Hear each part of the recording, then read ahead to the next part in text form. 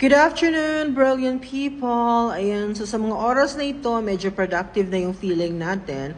So sasagot muna ako ng tanong before ako uwi ng bahay.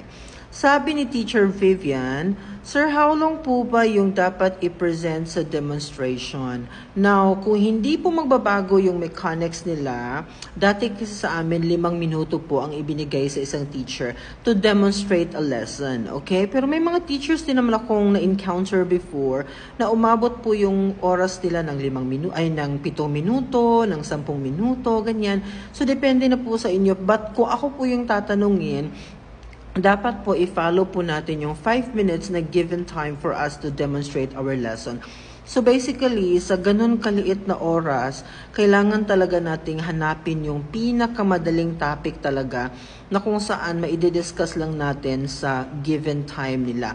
Huwag niyong masyadong i-complicate. Kumbaga yung topic natin, dapat talaga siya specific masyado in order for us to utilize the time properly. Na klaro yung ating presentation. So by the way, advice ko sa lahat, if you are thinking of applying here sa Taiwan, December ngayon, expected maraming magbubukas na opportunities sa month of January. So ngayon, advice ko sa inyo, mag-plotting na kayo ng topic ninyo na i-demonstrate, tapos i-rehearse na ninyo, gawa na ninyo ng lesson plan, or ano pa mga preparation, pero i-shooting nyo siya sa January na, okay? Basta i-prepare nyo lang siya sa December para handa na talaga lahat, para at least, diba, meron ka talagang exposure doon sa topic mo at saka meron talagang mastery na maibibigay mo doon sa demonstration mo.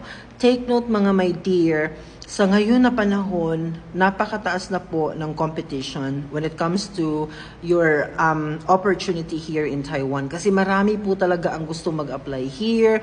May mga from other countries, they want to transfer in Taiwan. So basically, kailangan talaga nating i-level up din ng ating mga sarili, okay? So if you want to secure your spot here, so I advise that you have to prepare ahead of time. So I hope that you could be able to make it to be here in the future. See you here in Taiwan. Bye-bye.